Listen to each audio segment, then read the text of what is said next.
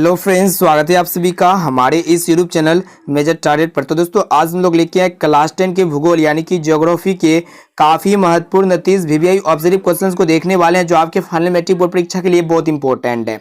और दोस्तों ये भूगोल के सभी ऑब्जर्व पर्सन को कंसंट्रेट होकर याद कर लेते हैं ना, तो आपके फाइनल मैट्रिक बोर्ड परीक्षा में भूगोल से आपका एक भी पर्सन नहीं छूटेगा। तो दोस्तों इस वीडियो को संपूर्ण पूरा जरूर देखिएगा। और इस वीडियो में जो है ना भूगोल का सभी निचोड़ पर्सन को सिलेक्ट किए हैं। 100% सभी पर्सन आएगा ही आएगा, ये मेरा गारंटी है। और दोस्तों ये 30% जो है ना आपकी एनसीईआरटी के न्यू पैटर्न पर आधारित है। तो दोस्तों अगर आप हमारे चैनल पर नए हैं ना, तो प्लीज चैनल को सब्सक्राइब करके बेल आइकन को प्रेस करके ऑल पर जरूर सेलेक्ट कर लीजिएगा, ताकि जब भी लाइव क्लास हो तो आपको नोटिफिकेशन पहुंच जाए। आप जो है ना लाइव क्लास को ज्वाइन करके अपने बोर्ड परीक्षा में 480 मार्क्स को अचीव कर सकते हैं। तो आइए देखते हैं यहाँ पे आज का फर्स्ट प्रश्न। तो देखिए यहाँ पे आज का फर्स्ट प्रश्न बहुत इंपॉर्टेंट है कि कांडला बंदरगाह कहाँ स्थित है। बहुत ही महत्वपूर्ण है। ऑप्शन ए में आपका दिया उड़ीसा में, या फिर गुजरात में, और ऑप्शन सी है तमिलनाडु, और ऑप्शन डी है केरल में। तो दोस्तों कांडला बंदरगाह जो है ना गुजरात राज्य में स्थित है। यहाँ पे हमारा ऑप्शन नंबर बी जो है ना बिल्कुल से उत्तर हो जाएगा। अब चलिए फ्रेंड्स देखते हैं यहाँ पे 2 नंबर प्रश्न भी बहुत ही महत्वपूर्ण है। तो देखिए यहाँ पे क्या कराए कि पूर्व मध्य रेलवे का मुख्यालय कहाँ है। काफी महत्वपूर्ण है। ऑप्शन ए है पटना, और ऑप्शन बी है हाजीपुर, और ऑप्शन सी है समस्तीपुर, और ऑप्शन डी में आपका दिया बरौनी। तो दोस्तों पूर्व मध्य रेलवे का जो मुख्यालय है ना हाजीपुर में है, यानी कि यहाँ पे हमारा ऑप्शन नंबर बी जो है ना बिल्कुल से उत्तर हो जाएगा। अब चलिए फ्रेंड्स देखते हैं यहाँ पे 3 नंबर प्रश्न भी बहुत ही महत्वपूर्ण है। देखिएगा क्या कराए कि सीमेंट उद्योग का प्रमुख कच्चा माल क्या है। मोस्ट इंपोर्टेंट प्रश्न है। ऑप्शन ए में आपका दिया हुआ है चूना पत्थर, या फिर बॉक्साइट, और ऑप्शन सी ग्रेफाइट, और ऑप्शन डी में आपका दिया हुआ है लौह अयस्क। तो दोस्तों सीमेंट उद्योग का जो प्रमुख कच्चा माल होता है ना चूना पत्थर होता है। यहाँ पे हमारा ऑप्शन नंबर ए जो है ना बिल्कुल से उत्तर हो जाएगा। अब चलिए फ्रेंड्स देखते हैं यहाँ पे अगला प्रश्न।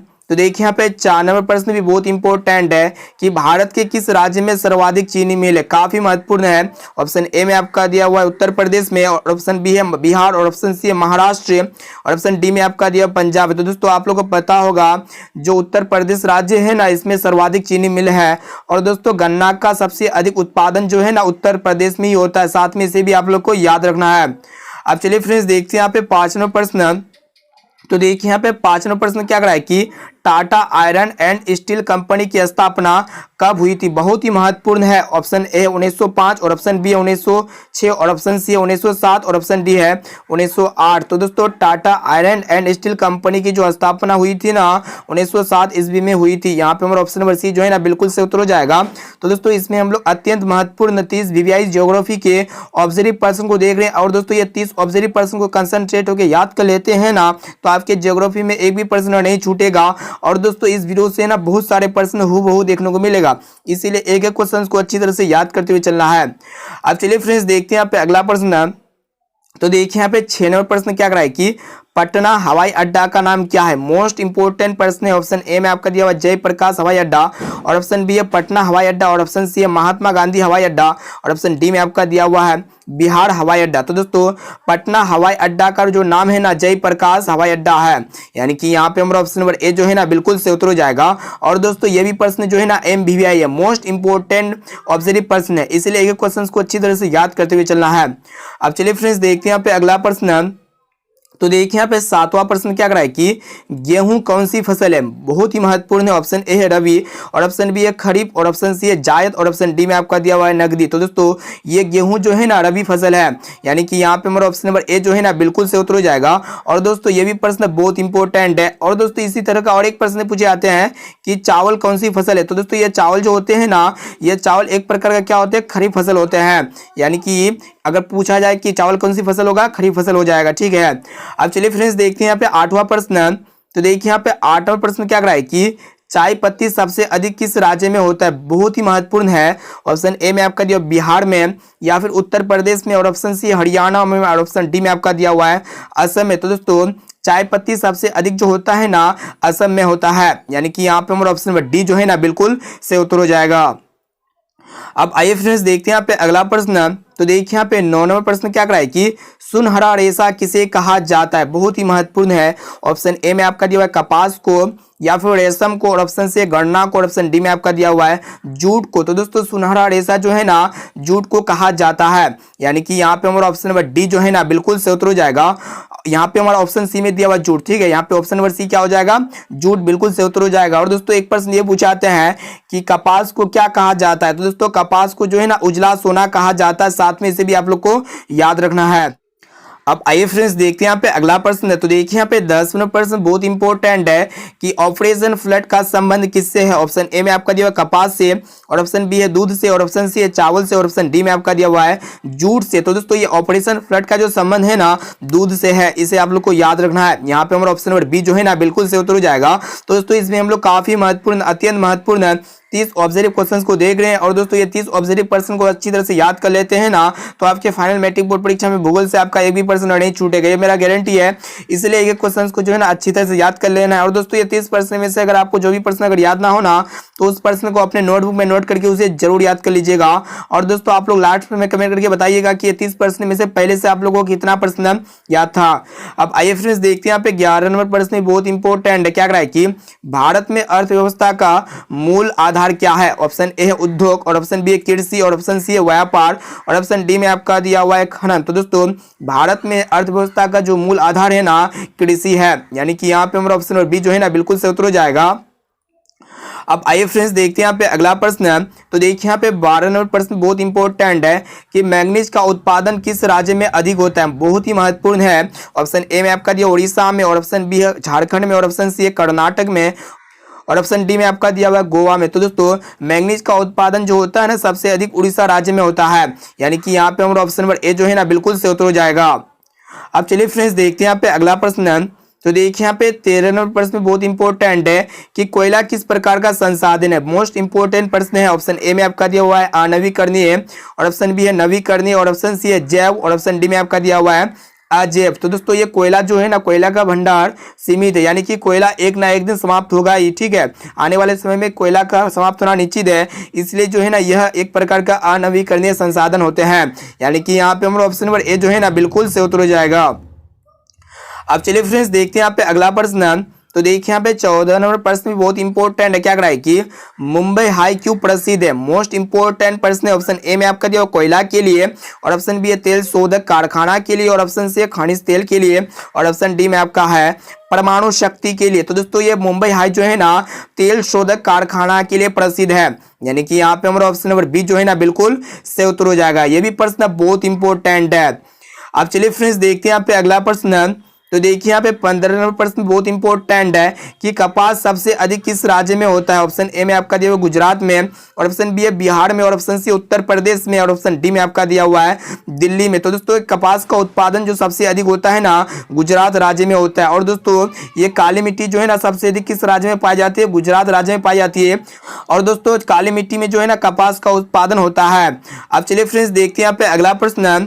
तो देखिए यहाँ पे 16 नंबर प्रश्न भी बहुत इंपॉर्टेंट है कि सुंदरवन है। तो दोस्तों ऑप्शन ए में आपका दिया हुआ कर्नाटक में, या फिर पश्चिम बंगाल में, और ऑप्शन सी है केरल में, और ऑप्शन डी में आपका दिया हुआ है महाराष्ट्र में। तो दोस्तों ये सुंदरवन जो है ना पश्चिम बंगाल में है, यानी कि यहाँ पे हमारा ऑप्शन नंबर बी जो है ना बिल्कुल से उत्तर हो जाएगा। अब चलिए फ्रेंड्स देखते हैं यहाँ पे 17 नंबर प्रश्न बहुत इंपॉर्टेंट है। देखिएगा क्या कह रहा है कि निम्न में से कौन केंद्र शासित प्रदेश है। ऑप्शन ए है उत्तराखंड, और ऑप्शन बी है छत्तीसगढ़, और ऑप्शन सी है चंडीगढ़, और ऑप्शन डी में आपका दिया हुआ है केरल। तो दोस्तों ये चंडीगढ़ जो है ना यह केंद्र शासित प्रदेश है, यानी कि यहाँ पे हमारा ऑप्शन नंबर सी जो है ना बिल्कुल से उत्तर हो जाएगा। अब आइए फ्रेंड्स देखते हैं यहाँ पे 18 नंबर प्रश्न भी बहुत इंपॉर्टेंट है कि भारत में कितने राज्य हैं, बहुत ही महत्वपूर्ण है। ऑप्शन ए में आपका दिया हुआ है 28, और ऑप्शन बी है 29, और ऑप्शन सी है 30, और ऑप्शन डी में आपका दिया हुआ है 27। तो दोस्तों भारत में अभी करंटली जो है ना 28 राज्य है, यानी कि यहाँ पे हमारा ऑप्शन नंबर ए जो है ना बिल्कुल से उत्तर हो जाएगा। अब चलिए फ्रेंड्स देखते हैं यहाँ पे अगला प्रश्न है। तो देखिए यहाँ पे 19वां प्रश्न क्या कह रहा है कि किसने कहा था कि संसाधन होते नहीं बनते हैं, बहुत ही महत्वपूर्ण है। ऑप्शन ए में आपका दिया हुआ जिम्मरमैन ने, या फिर महात्मा गांधी ने, और ऑप्शन सी है संदीप पांडे, और ऑप्शन डी में आपका दिया हुआ जवाहरलाल नेहरू। तो दोस्तों यहाँ पे आप लोग को बतलाना है कि कौन कहे थे कि संसाधन होते नहीं बनते। तो दोस्तों जिम्मरमैन ने कहे थे कि संसाधन होते नहीं बनते हैं, यानी कि यहाँ पे हमारा ऑप्शन नंबर ए जो है ना बिल्कुल से उत्तर हो जाएगा। अब आइए फ्रेंड्स देखते हैं यहाँ पे 20वां प्रश्न बहुत इंपॉर्टेंट है। देखिएगा क्या कह रहा है कि टेक्सोल का उपयोग होता है, यानी कि टेक्सोल का उपयोग जो है ना किस में होता है? ऑप्शन ए में आपका दिया हुआ है मलेरिया में, और ऑप्शन बी में दिया हुआ है एड्स में, और ऑप्शन सी कैंसर में, और ऑप्शन डी में आपका दिया हुआ है टीबी के लिए। तो दोस्तों ये भी प्रश्न बहुत इंपॉर्टेंट MBBI प्रश्न है।